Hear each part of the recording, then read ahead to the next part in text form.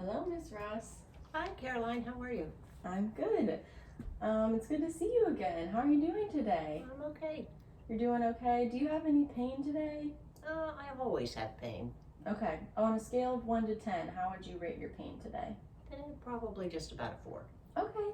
Awesome. Well, today, so I don't know if you remember from the evaluation last week, but with occupational therapy, we just want to get you back to doing things that are meaningful to you. So today, we're going to do a little bit of lower body dressing, putting your shoes on and taking them off. And then you talked about how much you really liked cooking, so we're going to bake some cookies in the kitchen today. Oh. So the first thing that I want to have you do is we're going to be putting these shoes on, and I know a big thing for you with MS is your fatigue. So today I'm going to talk a lot about energy conservation and ways to help kind of make the activities less difficult, if at all possible. If it seems like a lot or you have any questions, just stop me and let me know, and we can go over whatever you need to again. But the first thing I'm going to have you do is we're going to try to put our shoes on before we even go to the kitchen, because one, for safety, when you're walking around on hardwood floors and you have socks on or just your bare feet, there's a chance for falls. So we want to decrease that risk, so we're going to put shoes on. And two, it was a little bit of a struggle for shoes last time, so I'm going to talk about some modifications that we could make if needed. Do you have any questions? Nope, it'd be fine. All right, so the first thing I'm going to have you do, can I have you put these socks on for me? Okay. Or show me how you do that. I like wearing just footies because they're easier to get on. Yeah.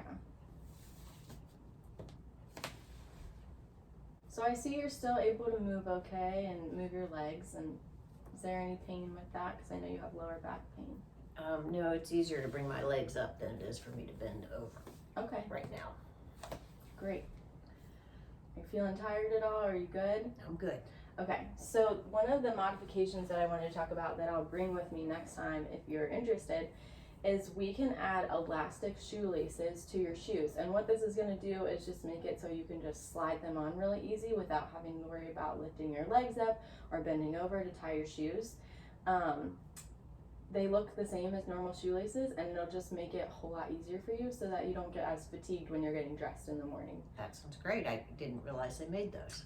But some tips when you just have regular shoelaces, because I know you may not want to change all your shoes, is to make sure that you pull it as wide as you possibly can before trying to put it on, so that way you can just slide your foot in a lot easier. Oh. So you can try that for me.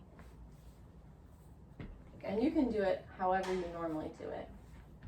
I normally kind of work it in. Yeah. There you go. But then you gotta reach over and pull this up. Yeah, so those elastic laces will eliminate this last step, This whole part. which will save some energy so And that you can do other things during the day. And my back. In your back. Yeah. Okay. Do you need to take a rest break, or are you doing okay? Doing okay. All right. Can you do that again to that shoe?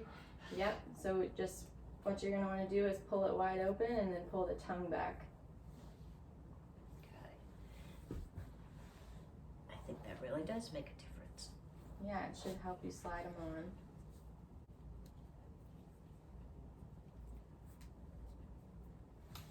Okay. Awesome. Okay, I'm going to take your blood pressure really quick just to check to make sure you're doing all right, because that was a lot of activity. Awesome. You're looking good. You're feeling good. So the next thing I'm going to have you do, we're going to work on our transfers a little bit. I know you use your walker for just extra stability and you don't really rely on it. So we're going to just work on how to be safe transferring from a sitting position to standing without relying on your walker too much. And then we'll head over to the kitchen and we'll bake some cookies. I'm looking forward to the cookie part. Yes, so we got to put in a little bit of work first. So I have this gate belt, which is just going to help with stability. So I'm going to put this around you. And this is just going to help me when I'm helping you while we practice this. And we'll take plenty of rest breaks. One big energy conservation technique for people with MS who have a lot of fatigue is to just sit and rest when you need it. So if you're cooking, cleaning, taking a shower. There's lots of ways that we can modify and bring chairs in so that you're able to sit down and take a break so that you don't overdo it. We'll take this nice and slow, nice and easy. I'm gonna have this to the side for now since you don't really need it quite yet. So when you're transferring from sitting to standing, it's important that you scoot to the edge of your chair. Couches are always a little bit harder because you can sink in, but can you scoot up to the edge for me? Good. And you want to have your feet a little bit further apart, and then you can have them slightly behind you, so to help you slide them back. Yeah, perfect. So when you stand up, and I'm gonna help you, so don't try it yet. You're gonna want to push off with your arms and just kind of go forward a little bit. And so we'll practice 3 times, and then we'll head to the kitchen, all right? Okay. Okay. So I'm gonna help you on the first one. So on the count of 3, 1, 2, 3, stand up. Good. Okay, now when we sit back down, you're going to want to back up till your knees hit the couch. Good. You feel it? Mm-hmm. And then you're going to want to put your arms down behind you. It's hard because there's no armrest, but we're just going to lower slowly. Good. Okay, how do you feel? Good. We're just going to do it 2 more times, and then we'll take a little break. So this is good because it's building some strength in those legs and arms, which you need. And also, it's just gonna help you be safer and more independent at home. Okay. So we'll do it one more time. So we have to scoot forward first? Yep, scoot forward. Good job. You're listening and learning. Okay, on the count of 3, 1, 2, 3. Perfect. Now scoot back, so your knees. And lower slow. There you go. Did you hear my knees crack? All right, you can take a 30-second to 5-minute break, whatever you need right now, and then we'll head over to the kitchen. Okay, thanks. Okay, Miss Ross, your PT did an awesome job recommending a walker for you that has a seat so that you're able to sit down and take those rest breaks whenever you're feeling tired. So we just pulled out all of the ingredients that you need and the bowls and the mixers and the pan, and we preheated the oven. So the next thing we're going to do is make the cookies, but I'm also going to give a little bit of modifications along the way, just in the kitchen in general and when you're baking or cooking, stuff like that. So you can keep sitting while I'm talking, and then if you have any questions. So the first thing I wanted to point out to you was that you keep your mixer all the way back here in the back. And this is a pretty heavy kitchen appliance. Yeah. So one recommendation that I would make is I would keep your mixer, see how much I have to bend in order to do that too? Mm-hmm. I would keep your mixer out in front. I know it doesn't look as good because it's not tucked away, but this will just save you a lot of energy in the long run because you're not having to move heavy equipment all the time whenever you want to use it. So I'll just go ahead and plug this in for us. But the fact that you have a KitchenAid mixer is awesome because you're not using that energy to hand mix things. So this is a great appliance to have. I would just recommend keeping it in a better place. And another important thing in the kitchen, which I was talking about when we were getting our ingredients out, is to pre-plan and also think about the placement of things around the kitchen. So when you're pulling out your cooking ingredients, you don't want to walk over to the pans and then over to the fridge and then back over to the pans and then back over to the fridge. You want to think about the things you need and get them in order, so that way you're not walking back and forth and expending lots of energy when you could just stop at one place and kind of move throughout the kitchen without having to retrace your steps. So that's another thing that will save a lot of energy, is that pre-planning aspect. I know it requires more thinking in the kitchen, which can be hard sometimes, but it will really help you in the long run. So, do you feel rested? Are you feeling okay? I'm feeling ready to bake cookies. All right, let me take your blood pressure and just check really quick. Okay, awesome. Your blood pressure is looking perfect. So, I'm gonna have you do that same sit to stand transfer. So scoot forward a little bit on the chair. Okay, ready? 1, 2, 3. Perfect. And then can you turn around for me? You can let go. I know you don't really need your walker. It's just for help. So another thing with walkers is you never want to lean over the front. You always want to approach it from the side. So I'm actually going to have you, we're going to walk and kind of do a turn so that we can be facing the right direction. Right here at the side. Perfect. I'm gonna come this way. So, Just want to get this out of your way. no, you're totally fine. So you can go ahead and kind of do it how you would normally do, and I'm just gonna be standing here for a little bit of supervision. I know your balance is normally looking pretty good, so I'm just here in case you need me.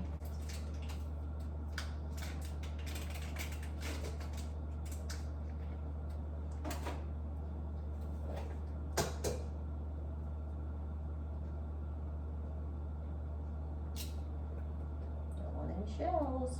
Yeah. Okay. So here's another tip when you need to wash your hands. Since you have a sink right here, I'll just watch you. You can rinse off.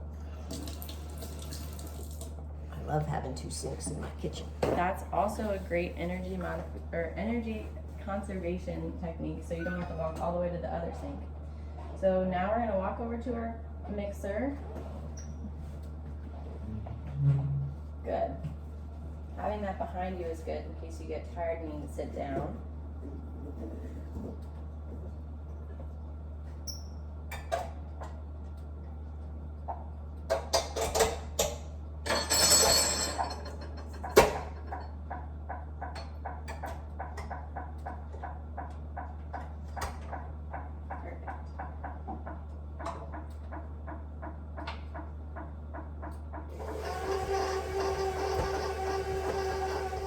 All right, now that everything's all mixed together, go ahead and you can scoop out the dough and make some cookies. Do you like chocolate chip cookies, Caroline? I love chocolate chip cookies. These aren't as good as my scratch ones that I used to make, but they work just fine for me. Have you done much baking this week or cooking this week? Not too much. It's been so hot. Yeah. Hate turning the oven on. Perfect. Okay. So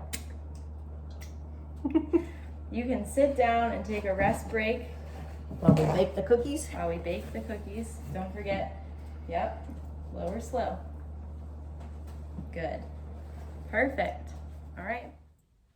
All right, Miss Ross. So now that we're back in your bedroom and you made those yummy cookies, I'm gonna have you take your shoes off and I'll leave you to watch TV or whatever you wanna do because this is the last thing we have for today. I see you have a dog. Yes, she likes to lay up next to me. No, that's nice. And just one more thing I wanted to talk about, which I've kind of been mentioning here and there, is it's really important to keep up exercising with MS to help reduce fatigue and also just build your strength and kind of keep yourself healthy. So I generally like to recommend about 150 minutes per week or 15 to 20 minutes a day. So with a dog, and I know you mentioned in your eval, walking your dog is a great way to get aerobic exercise. Doesn't have to be long, and you can go kind of whenever feels best for your body. So if that's in the morning or at night, whatever you feel. It's also important to do some strengthening exercises. So if you have little hand weights, you could do some bicep curls. Also, I'll leave all this information with you in I have a home exercise program that has the weight you need and the number of reps you need, all written out. And so I'll leave that with you so that you can do it daily. And then also stretching if possible. So ways to do that is do yoga. There's plenty of stuff on YouTube or just resources out there. And also the home exercise program has some stretching poses. So all those things will help kind of reduce any of the fatigue or the pain that you're feeling. Like stretching will be great for your low back pain. So I'll leave this home exercise program with you, but the last thing I'm gonna have you do is just take your shoes off and then I'll leave you to enjoy your day. So if you want to scoot to the edge of the couch, that might be easier. And then I know you said bending forward is hard, so that's why I'm going to bring those elastic laces in. Yes, because then I could just slide my foot out and then I just sort of work it this way. Perfect. Okay, Miss Ross. Well, have a great day. I'll leave you your home exercise program and your husband can help you with that every day, and I'll see you next week. Okay, great. Thanks, Caroline.